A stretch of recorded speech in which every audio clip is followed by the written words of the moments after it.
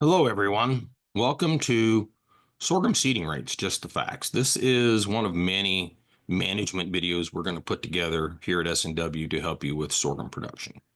Over the years, I've given lots of presentations on maximizing yields or managing crops, and here's a list of decisions that we make every year as we plan and execute crop production. So you see a lot of things here: hybrid selection, planting date, maturity, soil fertility, water supply, weed control, pest management. And then, of course, I've got seeding rate last. And to some extent, that's where I believe it fits in the importance of many of these decisions.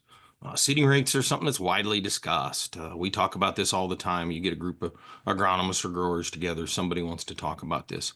But it should really never be an issue because it's hard to get wrong unless you overthink it. And this is particularly true in sorghum because of its ability to adapt.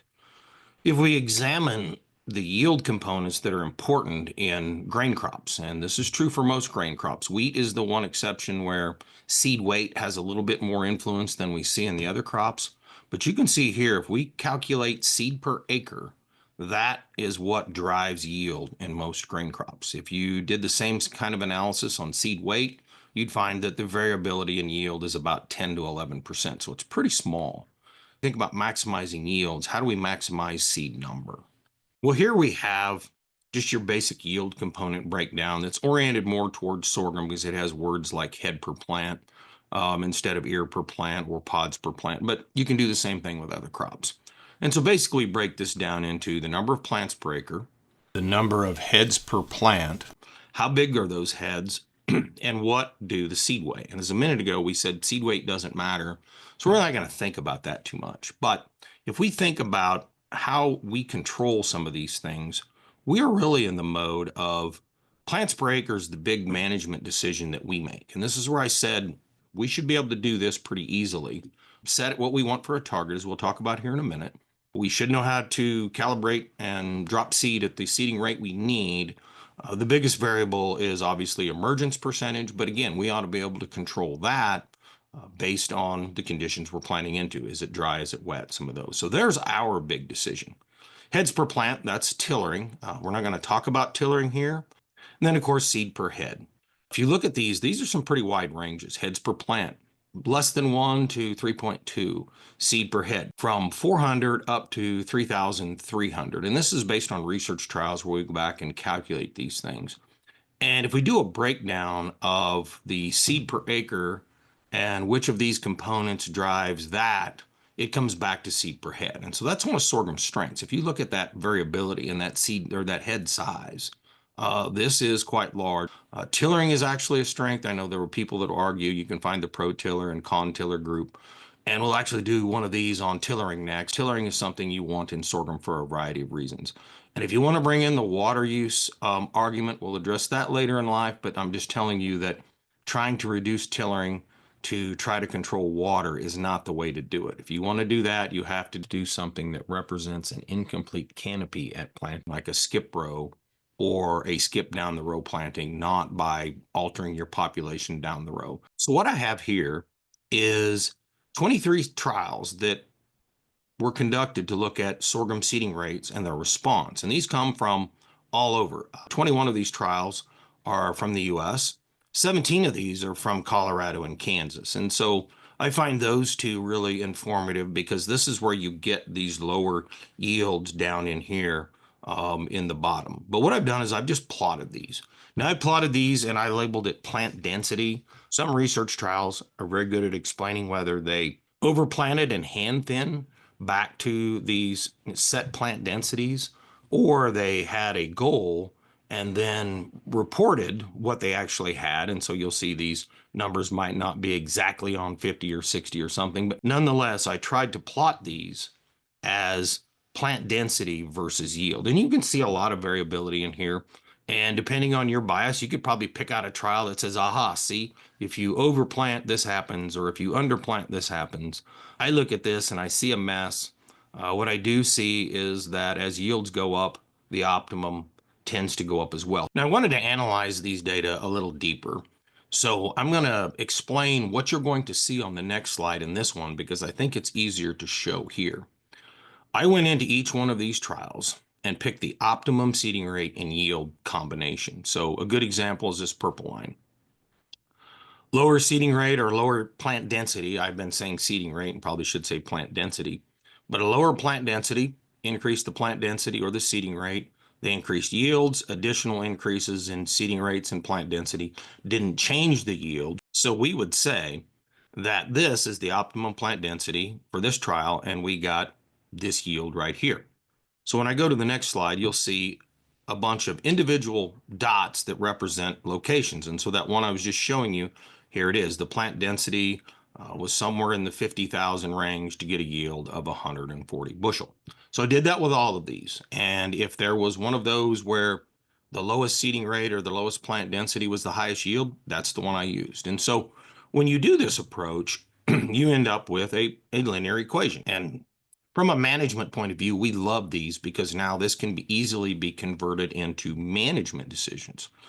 So if we say, all right, what's the plant density it takes on average based on this response to get 60 bushel? Well, that's 28,000. You say, well, what about 80? And a lot of our dryland growing environments in places like Colorado and Kansas, you'll hear a lot of people say, I've got an 80 bushel yield goal. So if we add in 80, we end up with 43,000.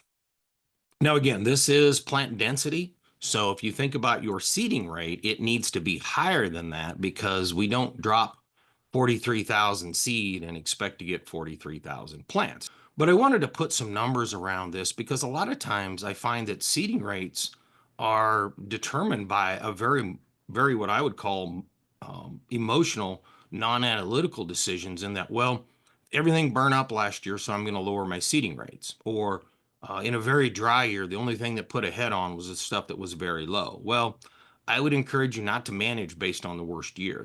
I get the defensive approach in our drier environments, but there's better ways to address that, and that comes back to water supply management and crop rotations. Well, I hope that some of you in central and eastern Kansas, or those of you with irrigation right now, are thinking, well, that's great. What if I have a yield goal of 200? You've done a good job of explaining what we should do in dryland yields 60 to 80 or 100 bushel.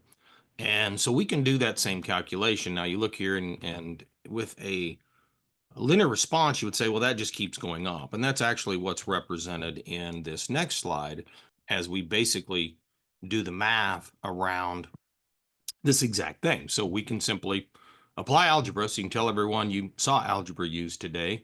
If we take 200 and basically do the math, we come up with 115,000 plants per acre, 250, 144. That's assuming that this response that we saw on the last slide continues to be linear throughout the entire range of sorghum seeding rates and yield responses.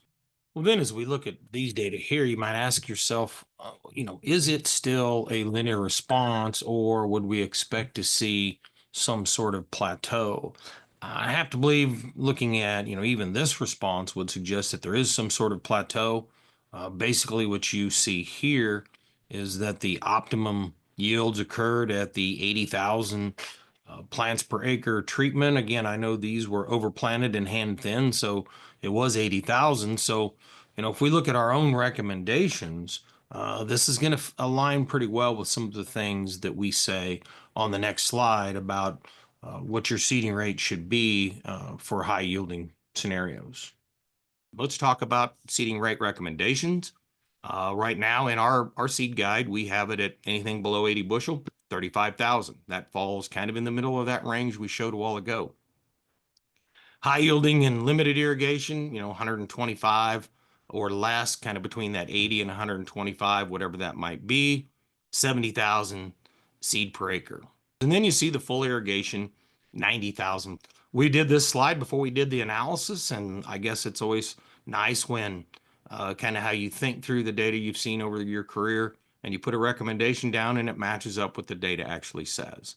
The last one at the bottom there, if you're planting late, because of double crop or whatever, increase your seeding rate by about 20% because tillering is reduced when you get higher temperatures. So it comes back to what should I do? Well, as I was putting this together, I thought back about something that Richard Vanderlip said when I was working on my master's degree at K-State, and we were talking about this exact subject, and his response was classic.